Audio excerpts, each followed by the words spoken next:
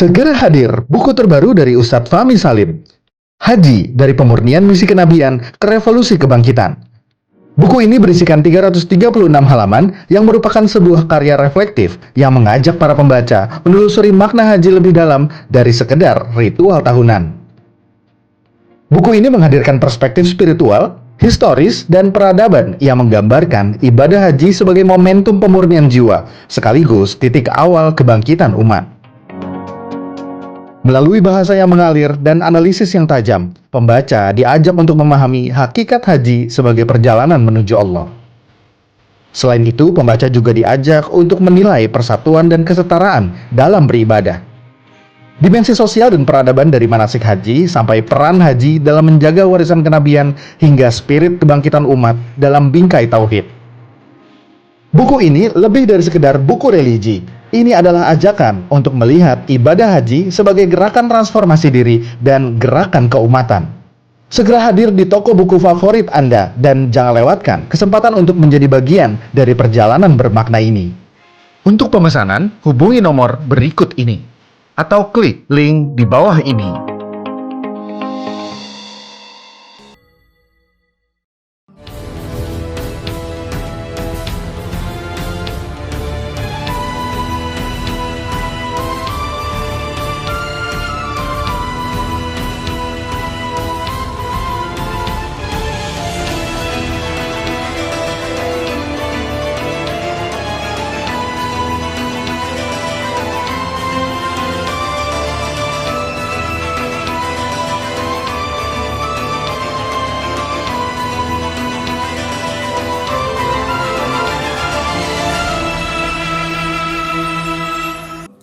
أحييكم بتحية الإسلام. السلام عليكم ورحمة الله وبركاته. الحمد لله وحده صدق وعده ونصر عبده وأعز جنده وهزم الأحزاب وحده. أشهد أن لا إله إلا الله وحده لا شريك له وأشهد أن محمدا عبده ورسوله لا نبي بعده. اللهم صل وسلم وبارك على نبينا محمد وعلى آله وصحبه وسلم تسليما كثيرا. Hadirin jamaah kaum muslimin dan muslimat yang insyaallah semuanya yang hadir di sini adalah hamba-hamba pilihan Allah, hamba-hamba yang insyaallah mudah-mudahan senantiasa dilapangkan dan diterangkan jalannya menuju surganya Allah subhanahu wa ta'ala. Amin ya rabbal alamin.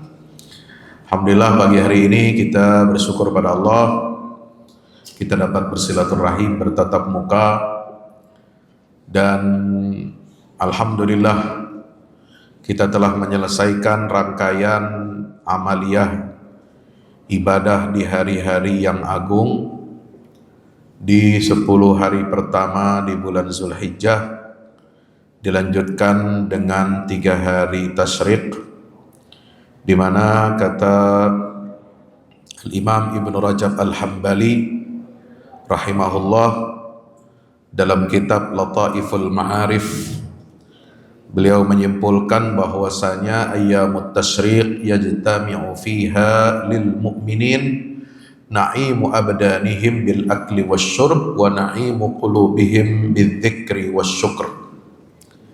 Di hari-hari tasyrik kemarin 3 hari mulai dari Kamis, Jumat dan Sabtu, alhamdulillah itu adalah hari berkumpulnya bagi orang-orang beriman itu 2 jenis nikmat, 2 jenis karunia dan hadiah dari Allah subhanahu wa ta'ala. Yang pertama adalah kenikmatan untuk badan kita, yaitu dengan apa? Dengan makan dan minum. Nabi SAW menyebutkan ibadah hari tasyrik itu adalah selain ibadah kita sholat fardu yang biasa kita lakukan, selain itu ibadah zikir, selain sholawat, baca Quran, ada ibadah namanya ibadah makan minum. Itu hari tasyrik. Ya. Kenapa? Dalam hadis Nabi SAW menyatakan ayyamut tasyrik ayyamu aklin wa syurbin wa dzikrillah. Hari-hari tasyrik itu 3 hari pasca Idul Adha 10 Zulhijjah, yaitu 11, 12, 13 adalah hari-hari untuk kita makan dan minum dan berzikir kepada Allah. Itu ibadah, itu makan minum itu. Jadi nyate, ngariung, ya, berkumpul dengan keluarga, kumpul dengan teman, berbagi kebahagiaan, kebersamaan, kepedulian sosial, itu jadi ibadah. Ya. Kalau kita di hari-hari yang lain agak menjauhi, wah nggak boleh makan kambing, ya. Jangan makan tongseng kambing katanya. Ya sebenarnya nggak ada larangan. Ya cuma cara kita masak aja itu yang bikin penyakit gitu. Ya, sebenarnya kambing itu kolesterolnya termasuk salah satu yang paling rendah. Jadi keliru kalau orang mengatakan kambing itu penyebab darah tinggi. Ya, yang bikin darah tinggi itu pikiran Anda yang keliru tentang daging kambingnya. Gitu. Ya. Nabi SAW itu banyak makan daging kambing tapi nggak pernah sakit. Gitu. Ya, kelirunya kita karena memposisikan itu keliru, ya jadi banyak penyakit di zaman sekarang ini. Jadi ibadah di hari tasyrik itu adalah ibadah badan, fisik, yaitu dengan apa? Makan dan minum. Yang kedua kata Nabi SAW, kata Imam Ibnu Rajab Al-Hambali, itu adalah na'imu qulubihim, nikmat buat hati. Kenikmatan dari Allah buat hati kita dengan apa? Zikir dan bersyukur kepada Allah Subhanahu wa ta'ala. Maka itu alhamdulillah pagi hari ini ya kita bisa sholat subuh berjamaah, dan salah satu keistimewaan kita sholat berjamaah itu ya itu kita membaca doa iftitah, ya kan? Coba kalau sholat sendiri, itu jarang kita baca doa iftitah ya.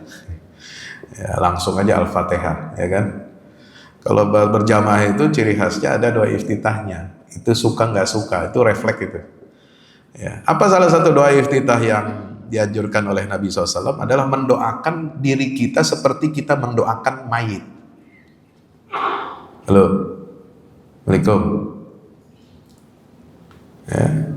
Kita sering doa. Kalau ada jenazah, tetangga, saudara meninggal, kita sholatin atau kita dengar kabar duka, Allahumma ighfir lahu warhamhu wa'afi wa'afu, panjang doanya itu. Wa naqqihi minadz dzunub wal khotoya.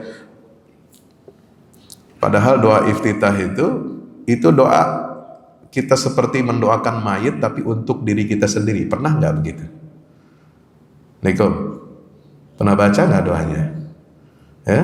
Allahumma ba'id baini wa baina khataayaya kama ba'adta bainal masyriq wal maghrib wa naqqini minadz dzunubi wal khataaya kama yunqqa ath-thawbul abyadu minad danas waghsilni bil ma'i wath thalji wal barad. Itu kan mirip itu. Ya. Selain kita minta ampun pada Allah, kita minta dijauhkan diri kita ini dari dosa-dosa dan kesalahan, seperti Allah menjauhkan matahari dengan menjauhkan antara timur dan barat. Kama ba'adta bainal masyriq wal maghrib. Ya Allah, bersihkan saya. Nah itu. Kadang-kadang kita cuma doanya apa? Bersihkan dia. Maksudnya dia itu apa? Mayit ya, jenazah. Bersihkan dia dari dosa. Ya, bersihkan dia dari kesalahan-kesalahan. Ya, seperti halnya apa? Baju putih yang dibersihkan dari noda. Ya. Nah, kita doakan orang lain, tapi doa buat diri sendiri ada nggak? Hah? Jarang ya. Nah, maka itu doa iftitah itu dianjurkan membaca doa seperti doa kita kepada mayit ya, untuk diri kita sendiri. Itu untuk apa? Muhasabah. Jadi setiap kali kita sholat itu, apalagi berjamaah seperti subuh ini, ya kita ingat mati. Ya, jangan pandai mendoakan orang mati. Pandai-pandailah mendoakan kita seperti kita ini sedang mati, seperti orang yang sedang kita doakan itu. Hadirin dirahmati Allah Subhanahu wa taala. Maka pada kesempatan pagi yang berbahagia ini Kita akan mengambil pelajaran dari Nabi Ibrahim alaihi salam. Ya. Itu 10 hari tambah 3 hari, hari tasyrik itu kan semuanya adalah berkahnya Nabi Ibrahim. Ya. Ada 2 yang ditinggalkan oleh Nabi Ibrahim alaihi salam buat kita umat Rasulullah, yaitu ibadah haji dan kurban. Ibadah kurban jelas berangkat dari pengalaman ujian Nabi Ibrahim untuk menyembelih putranya. Falamma balagha ma'ahu as-sa'ya qala ya bunayya inni ara fil manami anni adhbahuka fanzur madza tara. Itu setelah beliau perintah menyembelih, itu setelah Nabi Ibrahim itu dikaruniakan anak. Doa puluhan tahun. Rabbi habli minas salihin fabasyarnahu bighulamin halim. Setelah berdoanya dikabulkan oleh Allah, setelah anak yang lahir itu kemudian mencapai usia dia bisa bekerja membantu ayahnya, ternyata disuruh sembelih. Padahal itu adalah anak yang sangat dicintai dan dirindukan. Yang ibadah kedua adalah ibadah haji. Nah, ini ibadah haji. Ibadah haji ini kata seorang penulis dari Mesir, Abbas Mahmud Al-Aqad, ya, itu menulis dalam bukunya, dia menulis buku biografi Nabi Ibrahim. Indah sekali. Dia menulis apa? Manusia sering memperhatikan dan mencatat penemuan-penemuan besar yang ada di dunia materi. Ada ditemukan listrik. Itu kan revolusioner itu.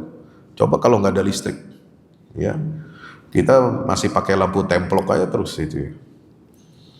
Ditemukan listrik itu lalu kemudian apa? Memicu revolusi industri. Ada ditemukan roda. Nah, itu roda. Zaman dulu bagaimana orang mau transportasi jalan cuma pakai onta dan kuda, ya. Setelah ada roda itu jadi apa? Dipercepat. Lalu kemudian bertahap berevolusi jadi pesawat terbang. Itu karena ditemukan roda, ya. Ada ditemukan lagi di zaman modern itu atom. Coba atom.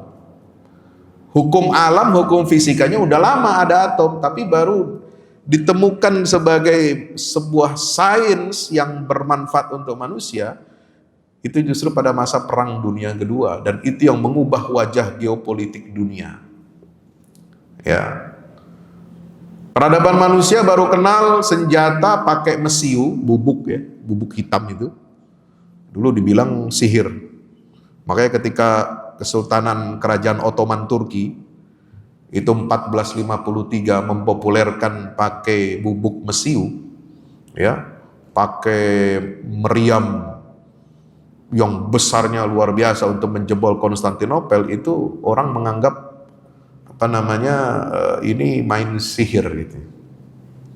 Ditemukanlah senjata api senapan, dipakai oleh Ottoman juga pertama kali di dunia Islam itu, ya, luar biasa, ya. Itu dianggap apa? Mengubah peta politik dunia. Dianggap penemuan-penemuan terbesar. Tapi ada penemuan yang sering diabaikan oleh umat, oleh sejarawan dan oleh ilmuwan, yaitu penemuan dalam tanda petik ya, penemuan Nabi Ibrahim terhadap manasik haji. Ya.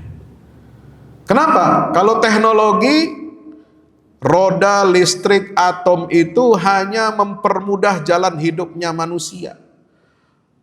Tapi kalau ibadah haji dengan intinya adalah tauhid kepada Allah Subhanahu wa taala, di mana Ibrahim itu adalah seorang hamba pilihan Allah yang sejak kecil dia bersifat kritis, rasional. Dia mempertanyakan penyembahan terhadap berhala-berhala, patung-patung yang dibuat oleh tangan-tangan manusia. Maka tauhid dengan ibadah haji itulah yang memberikan arah hidup umat manusia menjadi benar, dan kemudian apa? Hidupnya ini sesuai dengan fitrah yang diciptakan oleh Allah Subhanahu wa ta'ala. Jadi kalau kita pergi haji itu, kenapa di alam terbuka ibadahnya? Ya, haji itu ibadahnya di alam terbuka, bukan di dalam masjid. Haji itu mobilitas, pergerakan dari satu titik ke titik yang lain. Jadi ibadahnya itu zikirnya bergerak, sambil jalan, sambil berpeluh, sambil keringatan, sambil mulai dari wukuf berdiam, kemudian ngambil batu di Muzdalifah, besoknya melempar jumroh, setelah itu tawaf ifadah dan sa'i, berikutnya lagi mabit di Mina, Muzdalifah di Mina 3 malam 3 hari itu ibadah di alam terbuka itu. Nah, tempat-tempat kita beribadah haji itu, jamaah yang dirahmati Allah, itu adalah ibaratnya seperti museum alam sejarah tauhid, ketika Nabi Ibrahim dengan putra dan istrinya itu kemudian mengajarkan kepada manusia bagaimana pasrah dan tunduk kepada kehendak Allah Subhanahu wa ta'ala. Maka Allah Subhanahu wa ta'ala mengabadikan di dalam Al-Quran sosok manusia yang agung, sosok manusia yang sempurna, dan telah dipilih oleh Allah Subhanahu wa ta'ala menjadi imam bagi seluruh umat manusia. Itulah sosok Nabi Allah Ibrahim alaihissalam yang kita kenang perjuangannya di hari-hari kemarin, 13 hari di bulan Zulhijjah ini, di mana Allah Ta'ala berfirman dalam surah An-Nisa 125, wa man ahsanu dinan mimman aslama wajhahu lillah wa huwa muhsin wattaba'a millata Ibrahim hanifa. Ada 3 kualitas Nabi Ibrahim di ayat ini. Pertama adalah Islamul wajhi lillah, menundukkan dan mempasrahkan orientasi hidupnya untuk 100% ikut syariat Allah. Itulah makna aslama wajhahu lillah. Ya, enggak mudah manusia itu ya orientasi hidupnya ditundukkan oleh dirinya, mengalahkan hawa nafsunya untuk ikut syariat Allah. Enggak mudah. Ya, jadi enggak cukup hanya dengan bertauhid, mengaku asyhadu an la ilaha illallah wa asyhadu anna muhammadar rasulullah, tapi dia enggak menjalankan syariat. Ya. Konsekuensi kita bersyahadat adalah ikut tunduk kepada syariat Allah. Itulah makna syahadat, aku bersaksi, bukan hanya di lisan saksinya, tapi dalam amaliyahnya, dalam gerakannya, dalam semua aspek kehidupannya, dia harus berada dalam batasan-batasan lingkar syahadat. Makanya ibadah haji itu rukun pertamanya adalah ihram, berada dalam batasan larangan-larangan Allah. Itu Nabi Ibrahim udah ajarkan sejak ribuan tahun yang lalu. Ihram itu bukan hanya sekedar ketika kita berhaji pakai pakaian putih, enggak. Setelah itu tahallul, dilepaskan, ditanggalkan pakaian itu, cuma dipakai 6 hari. Sekarang mungkin dipersingkat mungkin jadi 5 hari, tapi katakanlah 6 hari ya, dimulai dari ihram itu dari tanggal 8 Zulhijjah. Orang menuju Arafah tanggal 9 itu sampai selesai, bahkan ketika tahallul setelah tawaf ifadah dan melontar jumrah Aqabah tanggal 10 itu sudah bisa ditanggalkan pakaian ihram itu. Tapi praktis pelajaran tentang ihram itu bukan hanya 1-2 hari, 5 hari, tapi untuk seluruh masa kehidupan kita hidup di atas muka bumi ini, kita harus menjaga ihram kita. Nah, inilah yang disebut dengan aslama wajhahu lillah, tunduk dan pasrah mengikuti syariat Allah Subhanahu wa ta'ala. Yang kedua adalah wahwa muhsin, di mana kualitas Nabi Ibrahim itu adalah kualitas kepemimpinan yang berbasis ihsan. Ya, karena di dalam ayat Al-Baqarah di 125 itu kan Allah mengatakan 124 ya, wa idzibtala Ibrahim rabbuhu bikalimatin fa'atammahunna qala inni ja'iluka linnasi imama. Nah, itu ada kualitas kepemimpinan. Jadi ibadah itu tidak berhenti pada apa?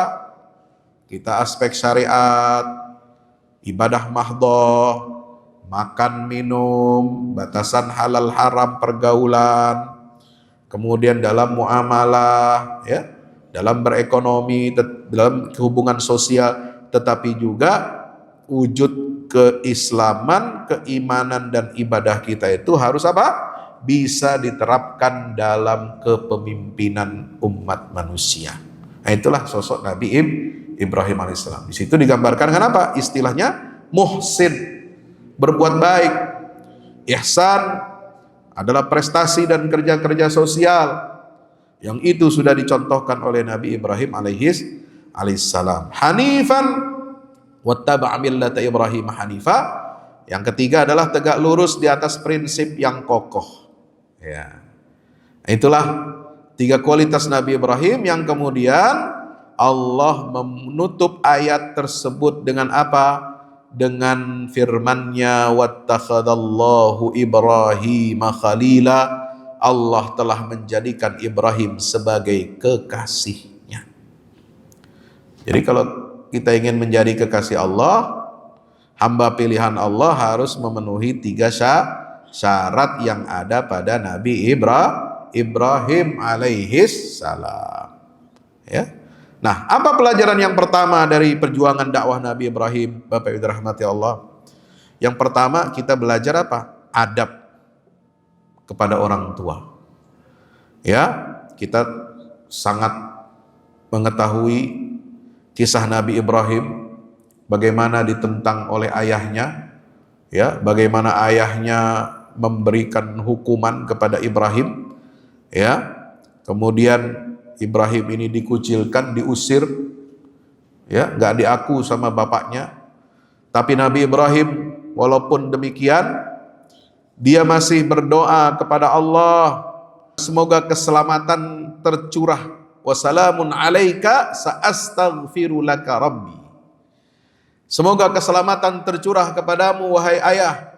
Aku akan tetap memohonkan ampun untukmu kepada Allah subhanahu wa ta'ala. Ini ucapan Nabi Ibrahim itu terkenal. Walaupun doa pengampunan istighfar Nabi Ibrahim untuk ayahnya itu tidak tidak dikabulkan oleh Allah. Wa ma kana istighfaru Ibrahim li abihi illa am mau'idatin wa'adaha iyyah. Ya. Doa ampunan Nabi Ibrahim kepada ayahnya itu, ya, itu adalah janji seorang anak yang berbakti kepada orang tuanya. Meskipun Allah tidak memberikan pengampunan kepada orang musyrik sampai dia bertobat kepada Allah. Tapi ini adab, menunjukkan apa? Ibrahim itu, ya, walaupun dia berbeda jalan, berbeda arah orientasi hidupnya dengan bapaknya sendiri, dia itu punya adab. Ya. Walaupun doa istighfarnya kepada ayahnya yang musyrik itu tidak dikabulkan oleh Allah, tapi dengan ucapan wassalamun alaika, keselamatan semoga tercurah kepadamu. Sa'astaghfiru laka rabbi, aku akan memohonkan ampun untukmu wahai ayah kepada Tuhan. Maka ini belajar apa?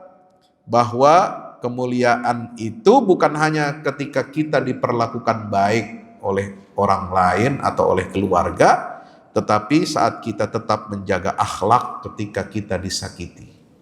Nah ini gimana?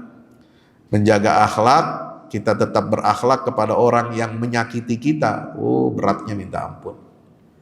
Ya, orang menyakiti kita, membuli kita, menghina kita, ya. Kemudian kita memohonkan ampunan untuknya. Ini adab ini. Ya, kalau dulu Nabi Ibrahim nggak dikabulkan doanya karena bapaknya itu musyrik. Lah kalau kita, ya, kita memohonkan ampunan kepada saudara kita yang zalim kepada kita, sementara dia masih Islam, itu masih sangat dibenarkan dan dianjurkan. Ya, kita mencontoh Nabi Ibrahim alaihissalam. Ya. Makanya doanya kita itu apa? Ya, doakan orang yang suka menyakiti kita. Supaya apa? Satu, dia mendapatkan petunjuk hidayah dari Allah. Yang kedua, kita mohonkan ampunan supaya dosa-dosanya diampuni oleh Allah. Nah itu artinya orang itu bisa berdamai dengan dirinya sendiri. Ya, Kalau udah sampai makom itu, sampai tahap itu, oh luar biasa. Bukan hanya memaafkan. Orang lain berbuat salah sama kita, menyakiti kita, kita maafkan, biasa. Tapi kalau sampai kita mendoakan kebaikan untuk orang itu, oh itu luar biasa itu. Ya. Ini contoh teladan dari siapa? Nabi Ibrahim alaihis salam. Ya. Nah yang kedua, Bapak Ibu dirahmati Allah, kita belajar dari Nabi Ibrahim, ya, bagaimana caranya berdakwah. Ya. Kita lihat bagaimana Nabi Ibrahim itu menghancurkan berhala kaumnya di surat Al-An'am ayat 75 sampai 78 itu. Ya. Qala bal fa'alahu kabiruhum hadza fas'aluhu in kanu yantiqun. Ya. Ibrahim itu kan menghancurkan berhala tuh di gambar di kisah itu, ya, yang paling besar itu dihancurkan sama Ibrahim pakai kapak. Terus untuk menghilangkan jejak, ya, dia sengaja tempelin atau kalungkan kapak itu kepada berhala yang kecil yang ada di sebelahnya. Ya, ketika diinterogasi oleh raja dan pamong praja pada masa itu, ya, kami dengar bahwa kamu ini yang suka menghina-hina, mencela-cela sesembahan kami.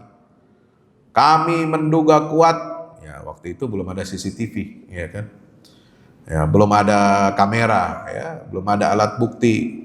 Siapa pelaku menurut mereka itu pelaku kriminal, ya, karena melakukan kekerasan terhadap Tuhan gitu. Gak ada buktinya, tapi kita menduga kuat nih, ente yang melakukan. Kenapa? Tiap hari kamu mencela sesembahan kita. Gak ada orang yang akan berani melakukan ini kecuali Anda. Yang lain semua kan nyembah berhala. Gak mungkin itu berhala dihancurkan sama orang yang nyembah berhala itu, katanya. Tapi apa kecerdasan Nabi Ibrahim? Qala bal fa'alahu kabiruhum hadza. Jangan sembarang menuduh, ya. Itu yang menghancurkan berhala itu yang sebelahnya itu, kapaknya itu ada di tangan dia itu. Fas'aluhum in kanu yantiqun. Maka kalau dalam ayat yang lain bicara tentang apa? Qala alladzi yuhyi wa yumiit fabuhital itu bungkam. Terbungkamlah orang musyrik itu, ya. Sebab apa? Tidak mungkin, ya, benda mati dia bisa melakukan aktivitas seperti makhluk hidup dan menghancurkan benda mati lainnya. Itu akal manusia tuh sampai ke sana. Maka kalau seperti itu, ya, bagaimana kita bisa pantas manusia ini menyembah berhala yang tidak bisa melakukan apa-apa, tidak bisa membela diri? Satu, itu berhala nggak bisa bela diri, menangkis serangan Nabi Ibrahim yang menghancurkan berhala. Bisa nggak dia bela diri? Nggak bisa. Yang kedua, kalau bukan Nabi Ibrahim yang menghancurkan, itu temennya sebelahnya yang ngancurin. Kira-kira bisa nggak bela diri? Nggak juga. Terus yang menghancurkan itu, yang kecil itu, berhala itu, apa mungkin dia bisa hidup menggerakkan tubuhnya untuk menghancurkan teman yang ada di sebelahnya? Nggak mungkin juga, kan? Nah ini pakai otak, ya, subhanallah. Maka itu Nabi Ibrahim alaihissalam itu langkahnya, dialognya yang begitu cerdas, itu menjadi pelajaran buat kita semua umat Islam bahwa kebatilan tidak cukup dilawan dengan emosi. Ya, kalau mau melawan kebatilan itu harus dengan apa? Hikmah, keberanian, dan kecerdasan intelektual. Ya. So apa? Dakwah itu perlu hikmah. Ud'u ila sabili rabbika bil hikmah wal mau'izatil hasanah wajadilhum billati hiya ahsan. Wahai Muhammad, serulah manusia ke jalan Tuhanmu dengan apa? Hikmah, kebijaksanaan. Wal mau'izah hasanah, nasihat yang baik. Wajadilhum billati ahsan. Kalau mereka nggak mempan dengan hikmah, dengan mau'izah, ajak mereka berdebat dengan apa? Dengan akal pikiran yang sehat. Nggak pernah Allah memerintahkan kita, ya, serulah ke jalan Tuhanmu dengan apa? Dengan otot, dengan kekerasan. Nggak ada. Tapi dengan apa? Hikmah. Dengan mau'izah hasanah. Ya, dengan apa? Dengan kecerdasan akal. Ini bisa membaca keadaan insya Allah. Itu contoh yang dilakukan oleh Nabi Ibrahim alaihi salam. Jadi dengan hujjah. Ya. Terus pertanyaannya sekarang, Pak Ustadz, ini banyak berhala-berhala. Terus apakah boleh kita menghancurkan patung-patung itu seperti Nabi Ibrahim? Nah, ini beda. Ya. Kalau dulu Nabi Ibrahim itu mencontohkan untuk membungkam. Nah, kita nggak perlu lagi menghancurkan patung-patung. Ini kan ada yang semangat tuh, ya, amar ma'ruf nahi mungkar. Oh, tuh mesti hancurkan tuh patung-patung semua, patung Gajah Mada lah, apalah, patung dewa apa gitu kan. Ya. Itu kalau daerah mayoritas mereka, ya kita bukan mempersilahkan, mendiamkan, bukan berarti kita menyetujui. Ya. Kita ajak mereka untuk meninggalkan kesyirikan itu dengan apa? Hikmah. Satu. Dengan mau'izah hasanah. Dua. Yang ketiga dengan apa? Jidal billati hiya ahsan. Ya, udah nggak diperlukan lagi kita menghancurkan itu dengan apa? Dengan menghancurkan berhala. Kecuali dalam kondisi seperti Nabi Ibrahim saat itu dan Nabi Muhammad untuk membersihkan Makkah dari kemusyrikan. Karena Ka'bah itu kan pusat tauhid. Lah kalau di sekelilingnya masih ada berhala 360 itu, ya, itu namanya bukan pusat tauhid. Makanya dibersihkan. Dan itu sudah dikuasai oleh umat Islam kan? Fathu Makkah. Maka Nabi menghancurkan berhala itu untuk membersihkan pusat tauhid itu dari selain Allah subhanahu wa ta'ala. Dari togut-togut berupa berhala itu. Nah, kalau di zaman kita sekarang bukan itu lagi tantangannya. Nah, tantangannya sekarang apa? Pemikiran-pemikiran yang menyimpang, yang menjauhkan umat Islam ini dari apa? Tauhid. Menjauhkan umat Islam dari syariat, menjauhkan umat Islam ini dari apa? Ketundukan kita kepada Allah subhanahu wa ta'ala. Dengan apa? Dengan berbagai macam ideologi-ideologi. Nah, itu harus kita lawan. Dengan apa? Hikmah. Dengan mau'izah. Dengan jidal billati hiya ahsan. Gak bisa kita lawan kebatilan itu dengan apa? Emosi dan otot. Harus kecerdasan saat ini. Hadirin dirahmati Allah. Berikutnya yang ketiga, kita belajar dari Nabi Ibrahim itu, ya, banyak manusia modern itu merasa bebas dan merdeka. Padahal sebenarnya dia sedang diperbudak oleh hawa nafsunya sendiri. Ya, berhala yang dihadapi oleh zaman Nabi Ibrahim saat itu adalah berhala dari batu, berhala dari kayu. Sama seperti Nabi Muhammad masuki kota suci Makkah, Fathu Makkah. Itu berhala-berhala yang ada di hadapan itu adalah berhala dari batu dan kayu-kayu. Itu.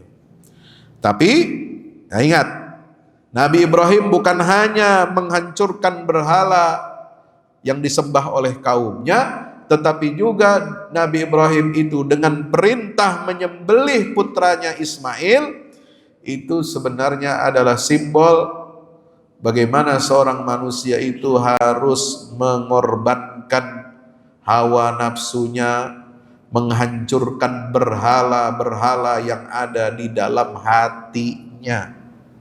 Ya, jangan sampai menyembah Allah tapi orientasi hidup kita ada berhala-berhala lain yang kita sembah. Berhala berupa hawa nafsu, kesombongan, popularitas, jabatan, kekuasaan, uang, itu jadi berhala-berhala. Nah, ini harus apa? Harus ditumbangkan berhala-berhala yang tidak kasat mata. Ya, ini banyak Muslim bertauhid, dia menyembah Allah, sholat 5 waktu, tapi berhalanya masih banyak di sini. Ya. Berhalanya banyak di akal pikirannya. Maka itu harus apa? Harus ditumbangkan, harus diruntuhkan agar kita betul-betul fisik raga kita dan batin hati kita itu semata-mata hanya menghadap kepada Allah subhanahu wa ta'ala. Yang keempat, kita belajar dari Nabi Ibrahim alaihissalam, perjuangannya itu apa? Hukum. Ya, hukum sebab akibat itu kan berubah. Ya, ketika Nabi Ibrahim dilempar ke dalam api yang menyala-nyala, ya bukan api unggun, itu api yang memang sengaja dibuat dibakar dengan medium kayu-kayu bakar yang besar dan banyak, itu memang untuk menghancurkan sebagai bentuk punishment, hukuman. Ya zaman dulu hukuman itu begitu, Pak, keras. Ya, hukuman orang-orang musyrik itu kepada orang yang bertauhid itu keras. Ya, dihilangkan ya jasadnya dengan apa? Dengan cara dibakar. Ya. Itu memang jenis hukuman ada di zaman primitif, zaman dulu. Ya. Kenapa? Karena begitu merajalelanya kemusyrikan, sehingga orang yang bertauhid menyembah satu Tuhan dan Tuhannya nggak kelihatan dengan kasat mata dianggap sesat. Lu ngapain nyembah objek yang kagak ada? Satu lagi, gimana mengurus alam semesta ini yang besar cuma diurus oleh satu Tuhan? Itu bagi otak manusia zaman dulu katanya nggak masuk akal. Justru itu dikembalikan oleh Nabi Ibrahim alaihissalam, dikembalikan kepada pencipta yang esa satu-satunya. Sebab apa? Kalau ada Tuhan itu lebih dari satu, maka akan rusak dunia. Lau kana fihima alihatun illallahu la fasadata. Ada Tuhan langit, ada Tuhan bumi, ada Tuhan laut, ya, ngatur macam-macam. Beda-beda kepentingannya. Akhirnya lahirlah itu film-film khurafat, ya, yang lahir dari mitologi Yunani itu, ya kan? Oh, ada Odyssey, ada Poseidon, ada dewa apa lagi, matahari lah, anulah, macam-macam. Ya, terus Tuhan itu bermusyawarah, itu. Itu kumpulan Tuhan bermusyawarah, ya, dipimpin oleh siapa? Oleh dewa apa itu? Yang apa? Kemudian itu bisa punya anak lagi katanya, Hercules. Nah, itu kita mau aja dibodoh-bodohin itu. Ya. Nggak ada itu, ya. Nah, ketika api itu membakar, hukum sebab akibatnya kan jelas. Api itu sifatnya membakar, menghancurkan. Ya, tiba-tiba menjadi dingin. Wa qulna ya naru kuni bardan wa salaman ala Ibrahim. Ya, Allah perintahkan kepada api yang tadinya sifatnya membakar berubah menjadi dingin dan memberikan keselamatan, sejuk. Dirasakan oleh Nabi Ibrahim itu sejuk.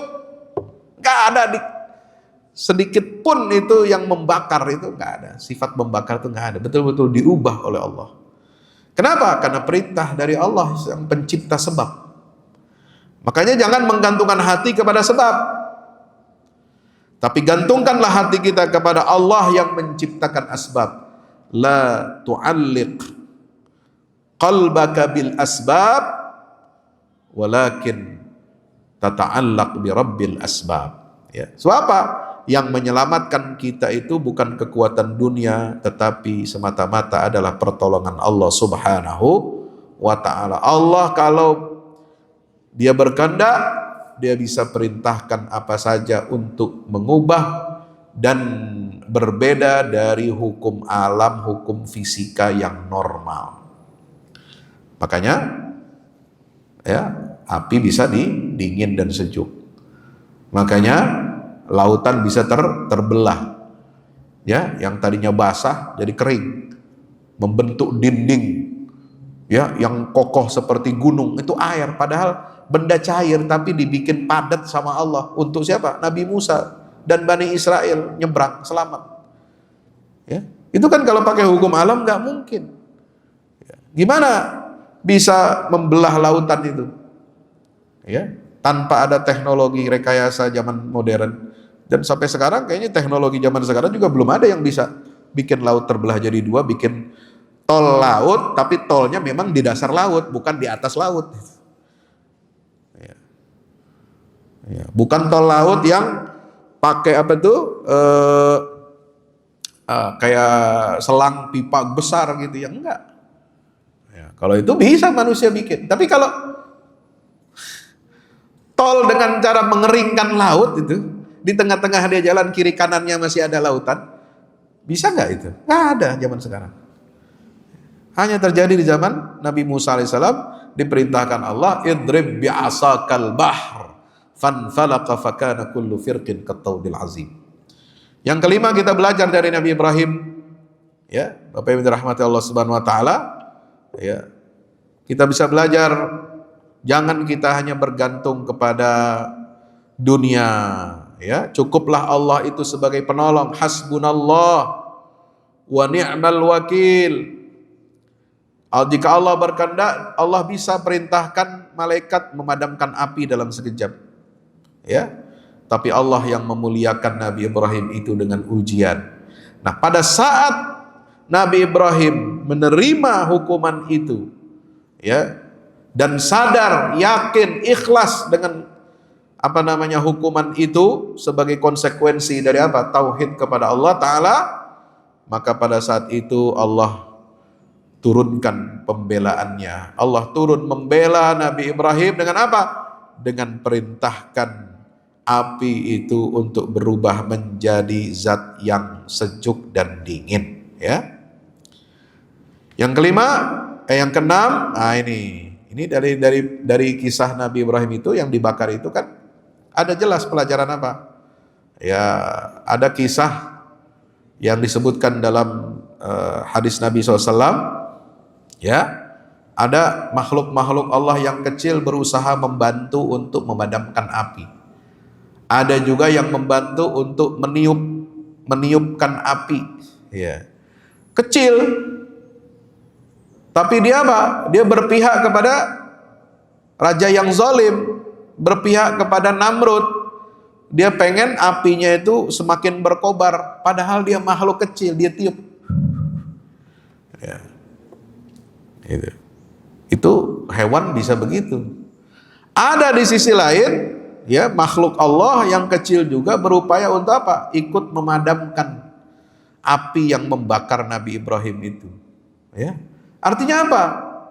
Bapak Ibu dirahmati Allah, kalau hewan saja memberikan pelajaran kepada kita di mana dia harus berpihak, apakah berpihak kepada hak atau berpihak kepada yang batil, maka kita manusia ini tidak boleh netral ketika berhadapan dengan yang hak dan batil.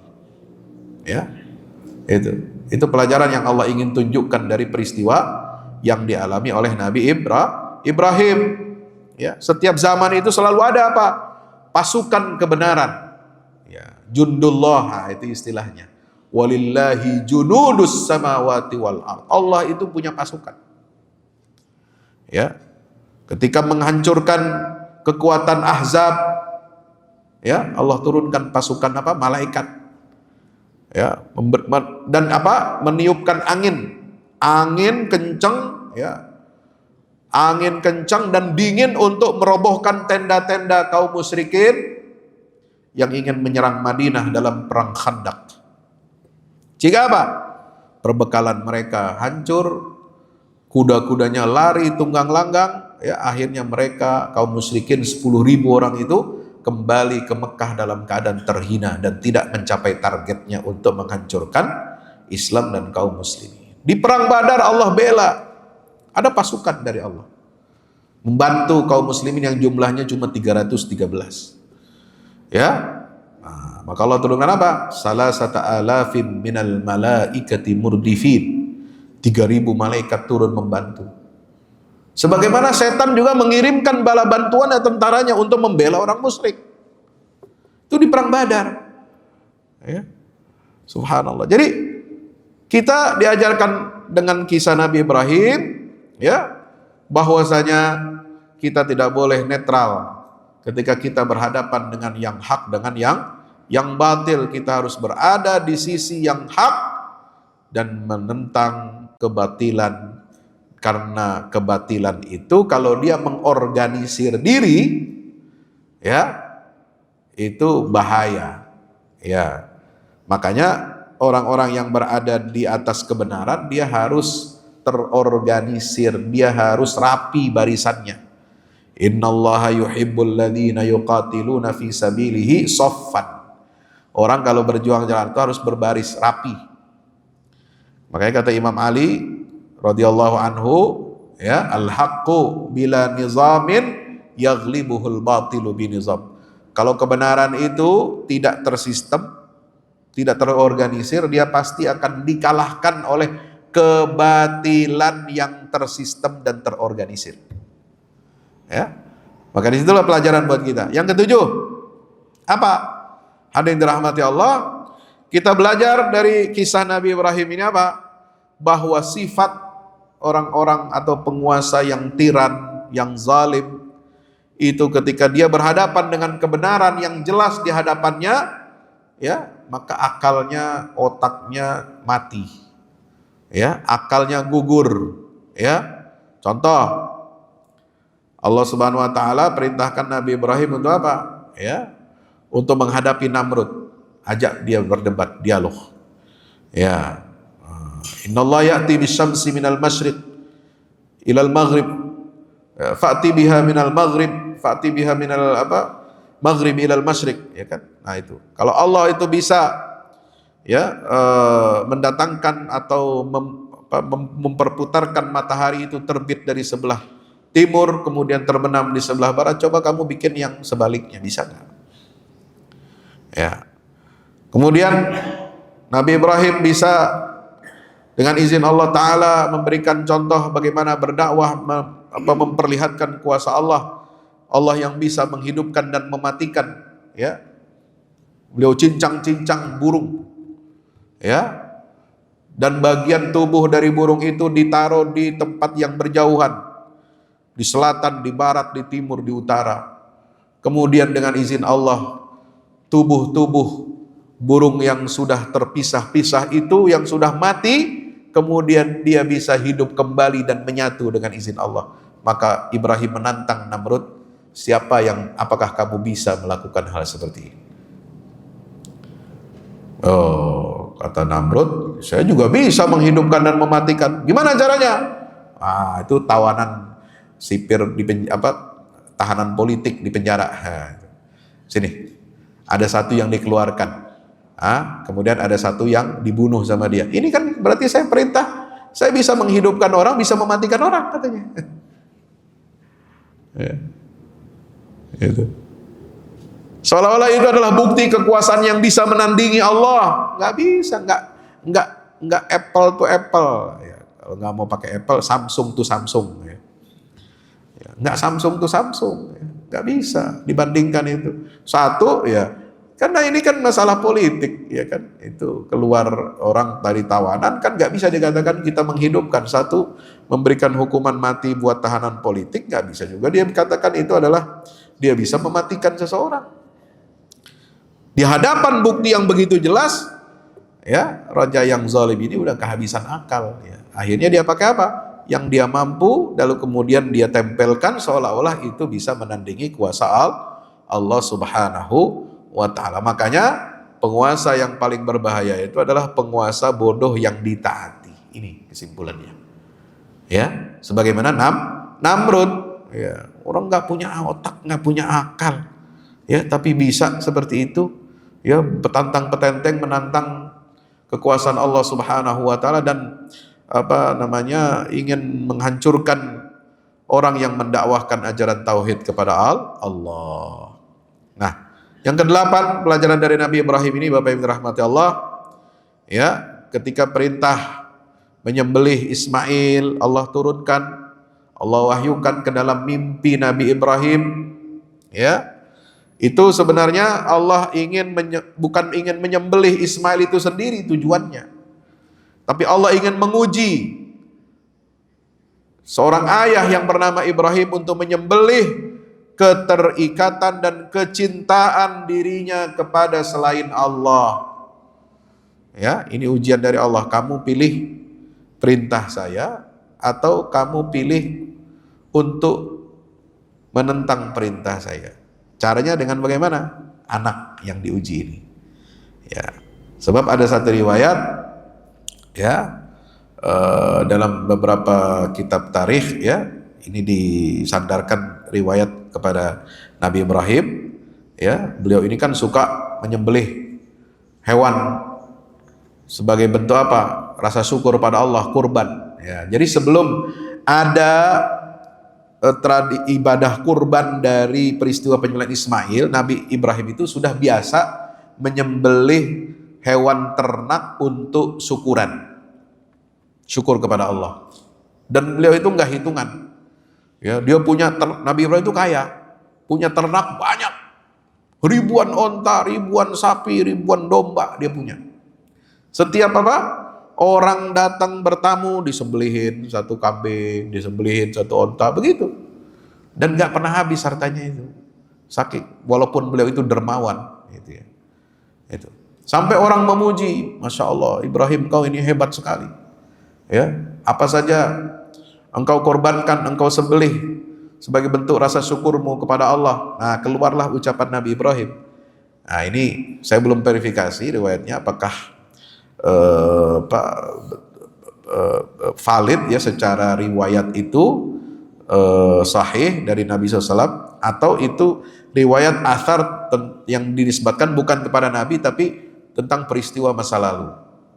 Sampai keluar ucapan Nabi Ibrahim, jangankan hewan onta, sapi dan domba, kalau Allah akan perintahkan saya untuk kalau Allah berikan kepada saya seorang putra, karena waktu itu Nabi Ibrahim belum punya anak, ya. Dia pengen banget punya anak. Lalu ketika banyak orang memuji beliau, ya, jangankan ya ini korban-korban ini. Ya, kalau Allah berikan kepada saya seorang putra, apapun saya akan korbankan untuk sebagai tanda syukur kepada Allah Subhanahu wa taala. Maka itu diuji dengan ucapan beliau sendiri.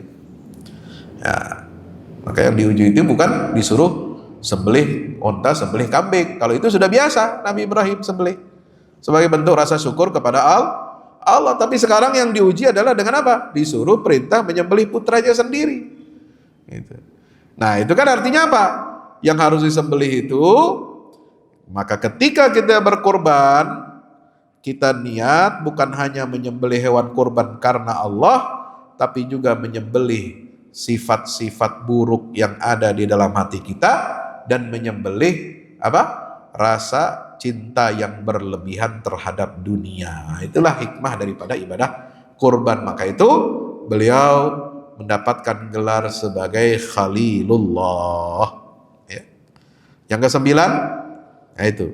Ini ada lagi kisah Nabi Ibrahim yang luar biasa tentang bagaimana kecerdasan beliau ketika diancam istrinya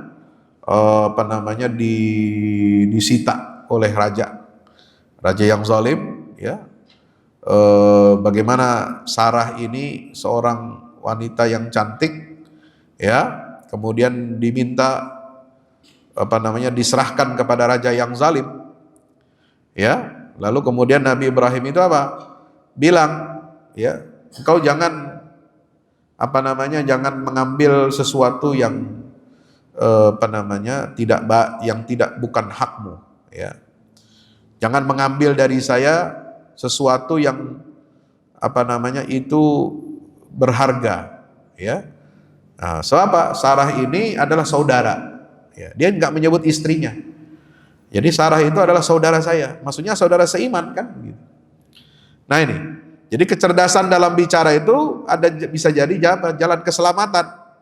Sebab yang disebut dengan persaudaraan sejati itu bukan hanya lahir dari hubungan darah, hubungan rahim, tapi dari ikatan iman kepada Allah Subhanahu wa ta'ala. Jadi menyebut Sarah sebagai saudara, bukan istri, ya, itu salah satu cara yang cerdas beliau untuk menyelamatkan istri beliau dari dari penjarahan atau pengambilan paksa, ya. Nah, Bapak Ibu dirahmati Allah.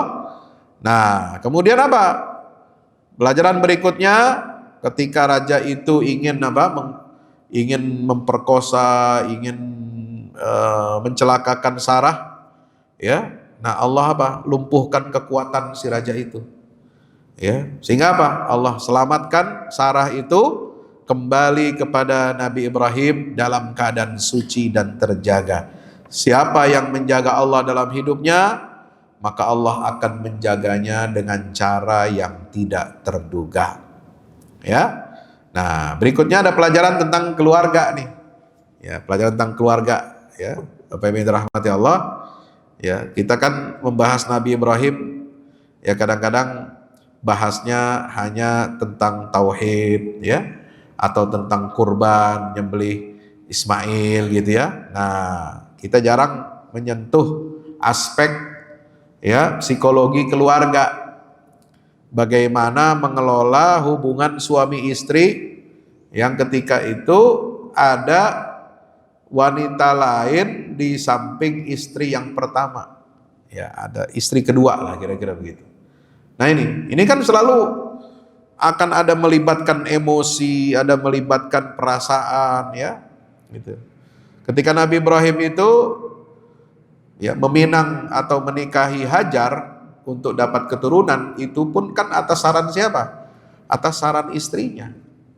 Ya, Sarah itu yang mengusulkan, yang apa namanya, yang minta Nabi Ibrahim untuk menikahi Hajar. Hajar itu kan pembantu di dalam rumah tangga. Hadiah dari apa? Dari Raja Mesir. Ya, kemudian dibebaskan oleh Nabi Ibrahim alaihissalam. Dia jadi pembantu di keluarganya. Nah itu usulannya Sarah itu menikahi Hajar itu Nabi Ibrahim ya, supaya dapat keturunan, tetapi tetap aja ada rasa cemburu kan begitu. Ya, akan ada tetap rasa cemburu, makanya rasa cemburu itu fitrah. Gimana Nabi Ibrahim tahu ada rasa cemburu? Yang enggak dibikin satu rumah. Ya, Sarah itu tetap tinggal di Palestina, di Baitul Maqdis.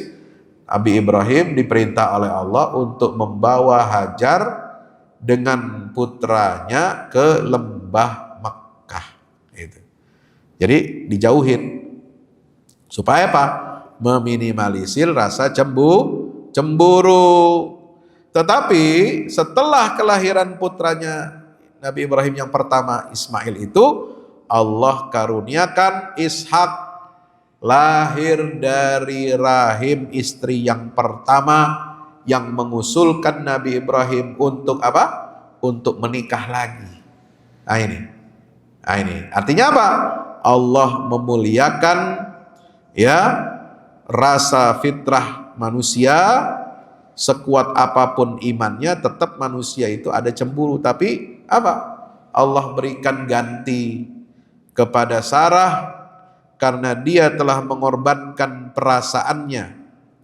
Dia rela untuk apa namanya, suaminya itu menikah lagi, lalu untuk mendapatkan keturunan, dan kemudian Allah berikan kemuliaan atas Sarah, lahirlah Ishak ya, alhamdulillah gitu.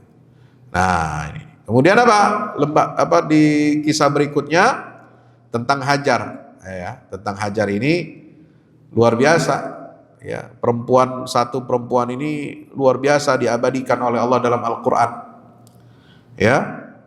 Sa'inya mencari airnya untuk Ismail itu jadi apa? Jadi ibadah, jadi manasik haji dan umrah. Sa'i antara Safa dan Marwah. Dia ditinggalkan di lembah yang tandus, itu ada ayatnya. Surat Ibrahim ayat 37. Rabbana inni askantu min dzurriyyati biwadin ghairi dzi zar'in 'inda baitikal muharram Rabbana liyuqimus shalah. Siapa yang bisa memiliki ketegaran hati dan kekuatan seperti Hajar ya, kalau bukan karena tempaan iman dan tauhid, tidak bisa. Maka ketika Ibrahim setelah menempatkan Hajar dan Ismail di sisi Baitullah, Ka'bah, beliau pulang kembali ke Palestina ya. Dia wajahnya itu enggak nengok lagi ke belakang. Setelah berpisahan, setelah berpelukan ya dengan Hajar, setelah Ibrahim mencium putranya Ismail, dia tinggalkan balik badan menuju Palestina. Ya.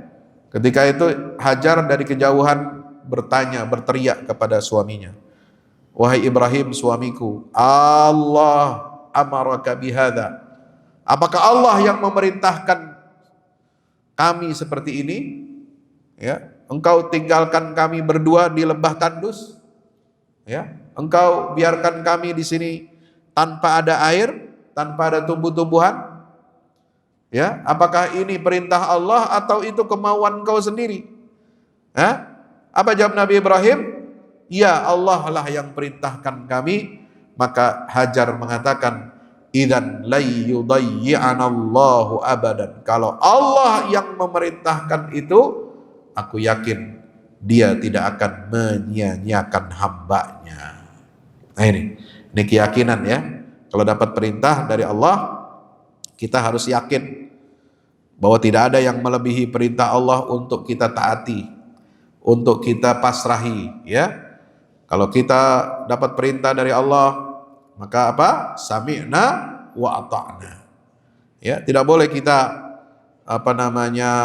menolak perintah Allah, tidak boleh kita menghitung ulang, tidak boleh kita menegosiasi lagi tentang perintah-perintah dan larangan itu. Apa yang sudah dilarang oleh Allah, maka kita harus apa? Sami'na wa ata'na. Pasti ada hikmah di balik perintah-perintah dan larangan itu. Dan kita, ketika kita berpasrah kepada Allah, mengikuti kehendak syariat Allah Ta'ala, maka kita pasti akan selamat dunia dan akhirat, ya.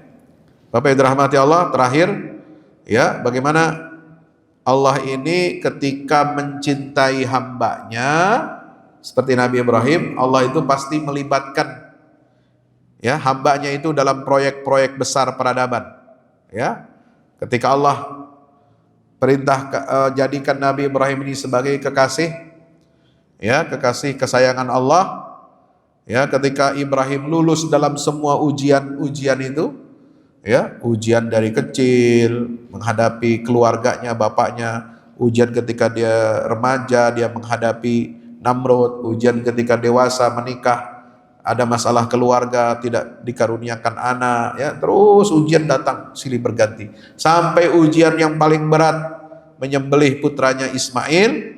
Ibrahim lulus dalam semua ujian itu, maka Allah melibatkan Ibrahim dalam proyek besar peradaban. Apa?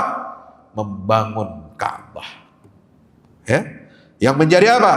Menjadi pijakan, menjadi titik mula peradaban tauhid di atas muka bumi ini.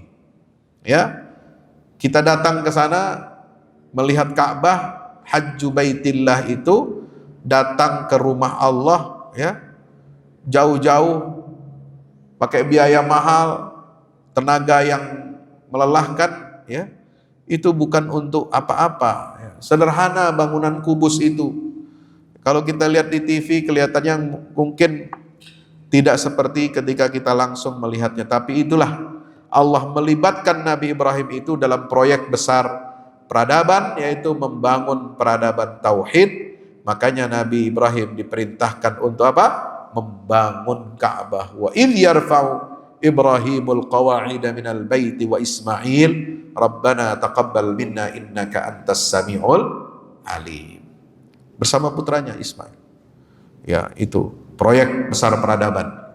Makanya batu tempat beliau berpijak untuk mengangkat batu, menyusun batu Ka'bah itu jadi makam Ibrahim, napak tilas kaki Nabi Ibrahim.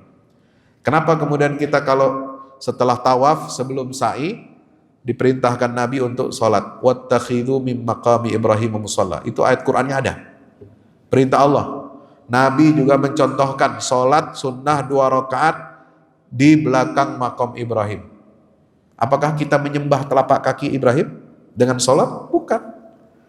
Tetap yang kita sembah Allah. Kita baca surat Al-Kafirun, surat Al-Ikhlas, itu semua tentang tauhid. Apa tujuannya, hikmahnya kita sholat di belakang makam Ibrahim? Untuk mengingat, mengenang jasa-jasa Nabi Ibrahim. Karena dengan pijakan kaki itulah manusia ini bisa bertauhid kepada Allah. Karena bangunan yang diwariskan Nabi Ibrahim itu Ka'bah di depan kita, itulah kita bisa mengenal Allah. Maka kita bersyukur, berterima kasih kepada Allah yang telah membimbing Nabi Ibrahim membangun bangunan Baitullah atau Ka'bah di Mekkah itu. lillah. Ya. Terima kasih Bapak Ibu yang dirahmati Allah atas perhatiannya. Mudah-mudahan bermanfaat. Ini pelajaran-pelajaran yang tidak akan lekang oleh waktu. Ya, bagaimana pelajaran tentang tauhid, belajar tentang pengorbanan, ya. Karena itu Nabi Ibrahim ini kan intinya dua, ya, ketertundukan dan pengorbanan. Tunduk kepada syariat Allah dan bagaimana kita berkorban. Pengorbanan kita untuk agama Allah ini apa? Ya. Nah, diiringi dengan keikhlasan dan kesabaran dalam menjalani ujian-ujian dari Allah Subhanahu wa ta'ala. Itulah kompas spiritual dari Nabi Ibrahim alaihissalam. Mudah-mudahan bermanfaat. Aku qouli hadza astaghfirullah li wa lakum. Wassalamualaikum warahmatullahi wabarakatuh.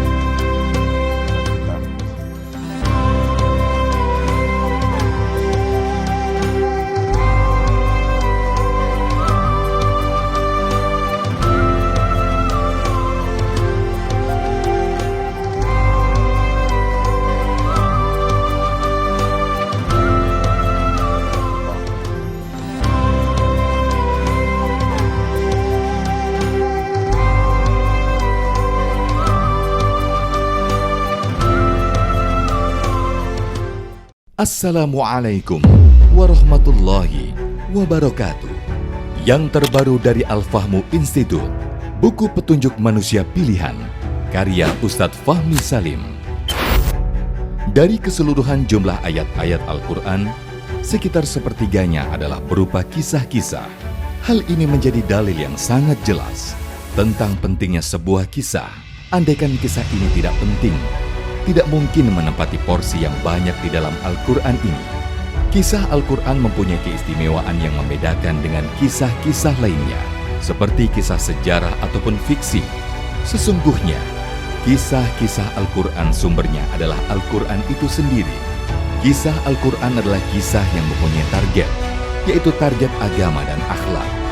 Sesungguhnya sumber yang menjadi rujukan asal kejadian-kejadian di dalam kisah-kisah Al-Quran dan para tokohnya adalah berasal dari alam dunia dan sejarahnya.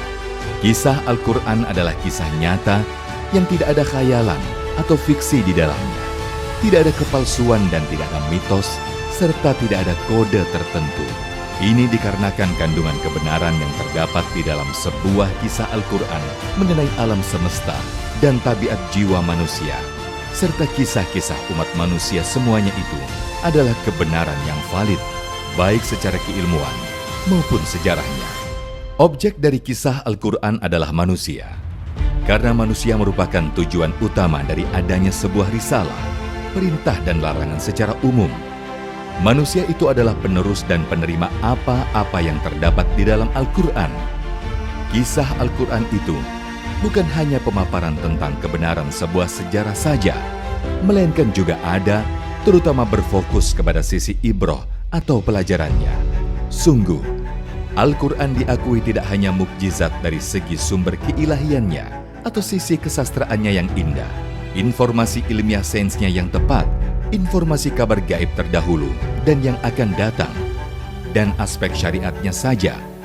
Mukjizat Al-Quran juga berupa solusi-solusi praktis masalah kehidupan, seperti tergambarkan dalam kisah-kisah petunjuk manusia pilihan yang menjadi utusan-utusan Allah.